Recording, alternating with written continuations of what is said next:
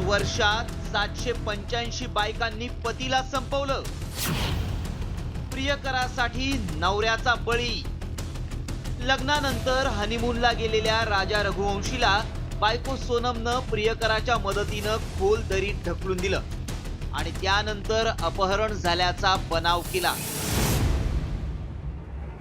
मेरठच्या मुस्काननं प्रियकर साहिलच्या मदतीनं नवऱ्याचे तुकडे करून त्याला ड्रममध्ये भरलं.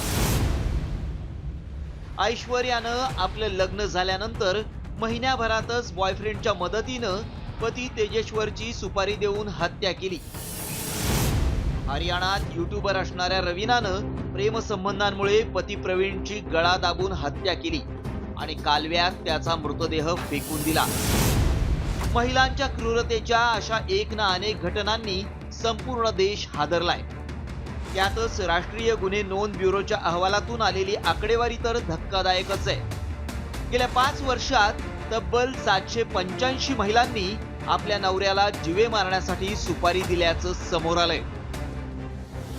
दरवर्षी 275 पुरुषांची पत्नीकडून हत्या केली जाते.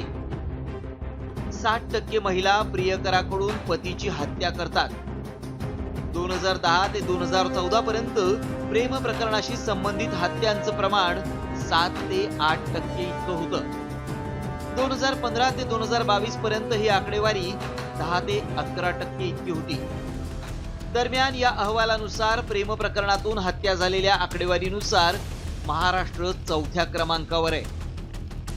उत्तर प्रदेशात बायकोच्या अफेअर्समुळे 275 नवऱ्यांची हत्या झाली आहे, तर गेल्या 5 वर्षात बिहारमध्ये 186 नवऱ्यांची हत्या झाली आहे. राजस्थानमध्ये बायकोमुळे 138 नवऱ्यांची हत्या झाली आहे. महाराष्ट्रात बायकोच्या अफेअर्समुळे 100 नवऱ्यांचा बळी गेलाय, तर मध्य प्रदेशात पत्नीकडून पतीच्या हत्येच्या 87 घटना घडल्या आहेत. इश्क और जंग में सब जायज है हे वाक्य प्रेमात पडलेल्या आणि प्रेमात पडणाऱ्या अनेकांना लढण्याचं बळ देतं. मात्र प्रेमाच्या नावाखाली घडणाऱ्या या क्रूर हत्यांनी समाजाला हादरवलंय. मुळात 7 जन्माची साथ देण्यासाठी एकमेकांचे हात धरणारे पती पत्नी अचानक एकमेकांचा द्वेष करू लागतात, तेव्हाच अशा विकृत मानसिकतेचा जन्म होतो. यासाठी एकमेकांशी संवाद साधणं, व्यक्त होणं, मानसोपचार तज्ञांची मदत घेणं गरजेचं आहे. कारण विकृत मानसिकता तुमच्यावर स्वार होऊन नात्याचा शेवट करू शकते. रिपोर्ट साम टीव्ही न्यूज. आता isakal.com आहे देशातील नंबर 1 ची मराठी न्यूज वेबसाईट. प्रत्येक अपडेटसाठी isakal.com ला नक्की भेट द्या.